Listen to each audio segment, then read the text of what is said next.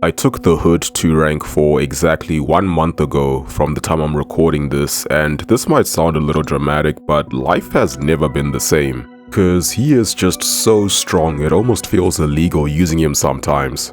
You'd think I wouldn't be surprised cause I was a very early adopter of the hood ever since he got buffed all those years ago. So I've been glazing him since before glazing was even a term. In fact, I started a trend, I don't know, well over a year ago at this point, where I basically send a video or a clip in like Alliance chat or something, and then I'd caption it by saying daily reminder, which is supposed to remind people that the hood really is that busted.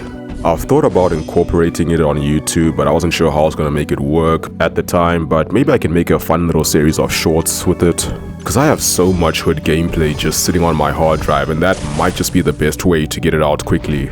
So it's a phrase that I use pretty regularly, one might say daily, and I've gotten a few people to join in on the fun, mostly in DSVG line chats. I might have sent a few in Scorps and Fintechs chats, but yeah, if you know, you know.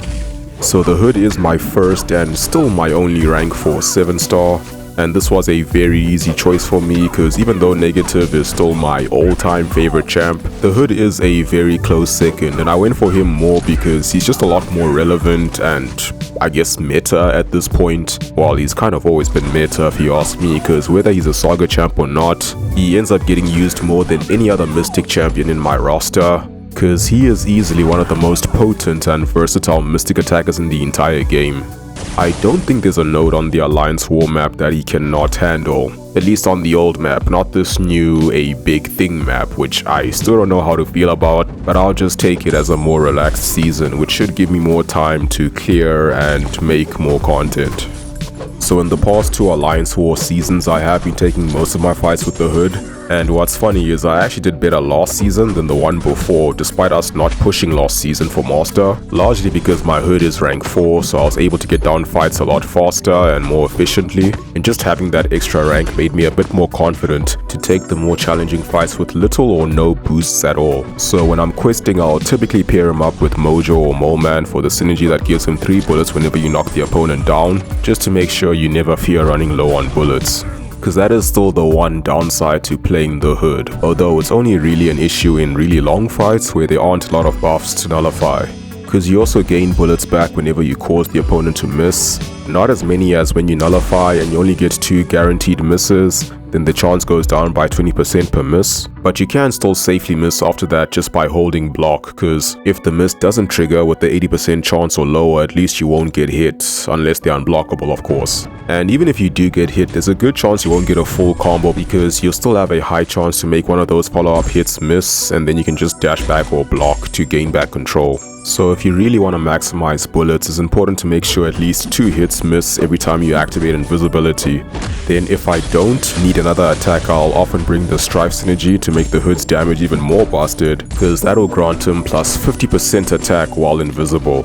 And those tend to be the most fun wars where I can just nuke down 7+ fights with one hood, because he also does quite well against a lot of the meta defenders like Onslaught, Enchantress, Deathless Thanos, Solar, Dark Phoenix. I'm not sure how he does against Lumatrix, I still need to look into him. And of course there's Bullseye, who kind of hard counters Hood because he's just constantly countering miss.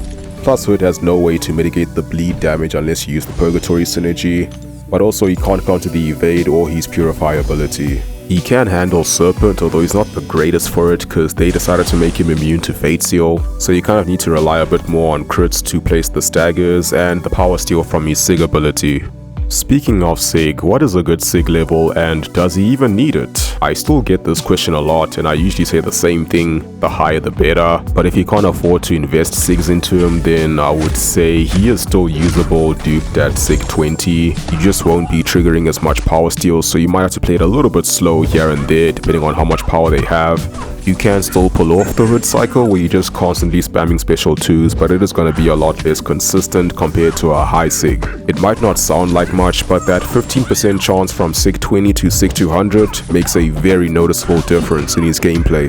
Because whenever you power steal, you steal 10% of the opponent's current power, but she'll gain back double the amount. So if they have at least 2 bars of power and you throw a special 2, having 1 extra trigger of power steal could make the difference between getting to 2 bars of power or not. Then the other part of his Sig ability, which is not tied to any Sig level, is he becomes stun immune while invisible, which is just such an underrated piece of utility. Like, it has come in play for me so many times. Like in Alliance War, I usually run part 5 and they like to place Black Panther Civil War on node 14 because there's heavy hitter, so you can't punish his heavy attack unless you can counter unstoppable, and you can't parry stun him due to his stun reflection. But with the hood, I can just go invisible and then parry all I want, but I only need to parry once to disable the reflection, and then it becomes a very basic fight. I've also used it for bypassing nodes like encroaching stun. I would use it for stunning reflection, but there's no need since hood already gets easy openings with his invisibility, which is one of the best abilities in his kit because it just allows you to never really need to parry. And that just makes him a lot more sustainable because block damage isn't really an issue for him. Hood also has a little bit of regen in his kit, which triggers whenever a stagger ends. It's not much though, only about 1000 at rank 4, but every little bit helps, and in one fight you can get back a few thousand more health. Like, I've had many fights where I don't heal up but end up finishing with more health than I started with.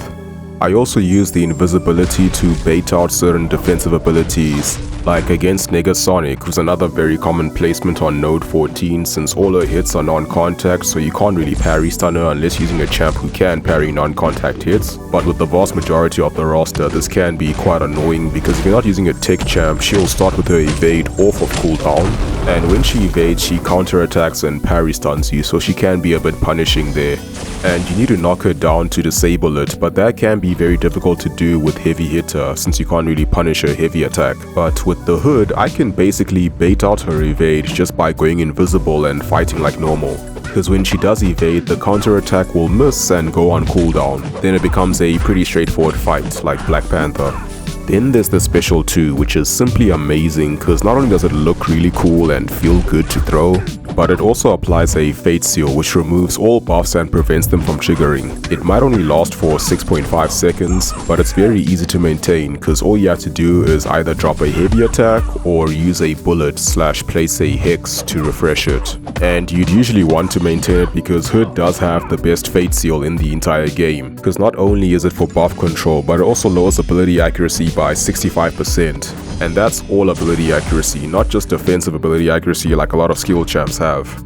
And that's what allows him to take nodes like Hazard Shift without being immune or resistant to a single debuff. In fact, sometimes he ends up being a better counter to the champs that perfectly counter the nodes with immunities or resistances.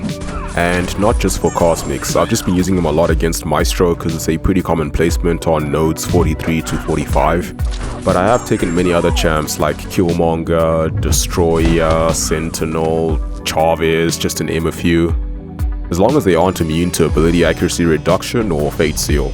It does help being able to use an advanced power boost to get to that special 2 faster, to get that Fate Seal up as soon as possible, but it can still be done without fairly comfortably. In fact, now that node 43 has emphatic lock, the advanced power boost is now useless there because you will be power locked before it can even activate.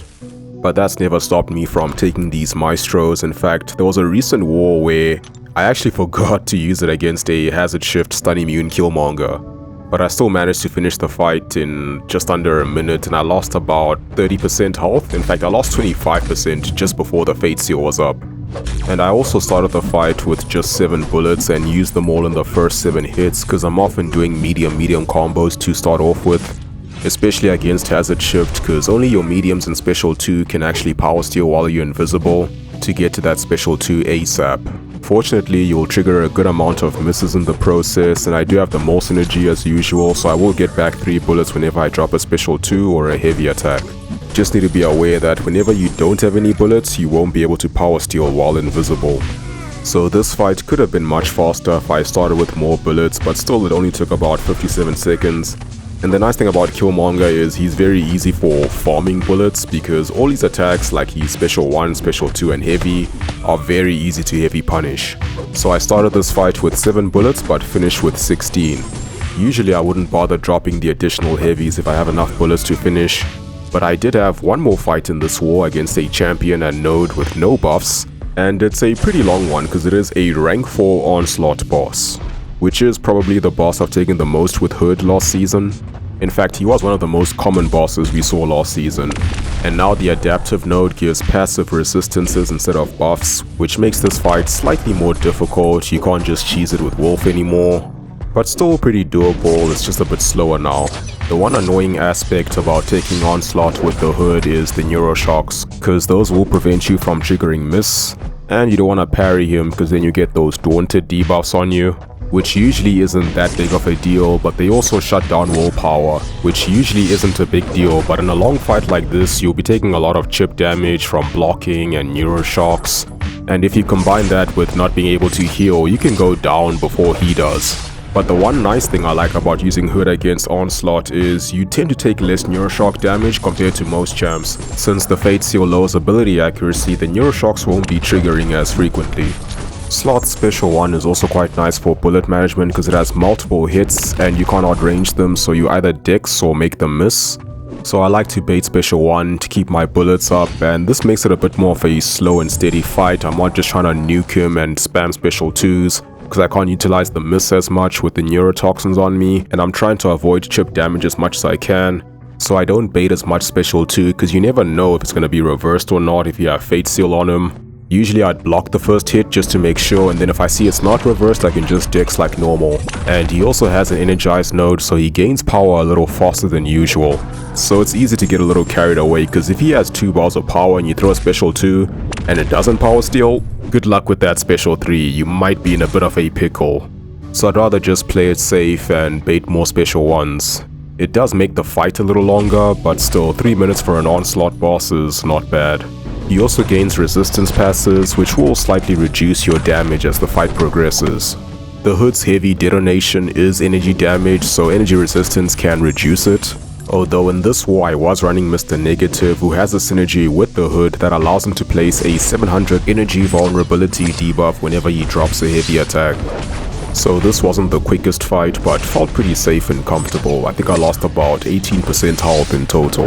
And it could have been faster if I played more aggressively, baited more Special 2s, but then I might have lost more health. And I also finished him off without detonating 20 hexes. So overall I'm really happy with this rank up. I think it was long overdue because I've been on the Hood train for quite a while now. He was my first ascended 6-star and the first 7-star I took to 6200 the day I duped him. Because ever since he was announced I was just saving every generic and mystic 6-stone for him until I finally pulled him for the second time from a Titan crystal. So he was sick 200 before he was even rank 3, so it was a very nice switch from the 6-star to the 7-star. So yeah, that's pretty much it for this one. Hope you found it interesting. Let me know what you think about the Hood and perhaps what other videos you'd like to see. And as always, thank you for watching, have a wonderful day, and I'll see you soon.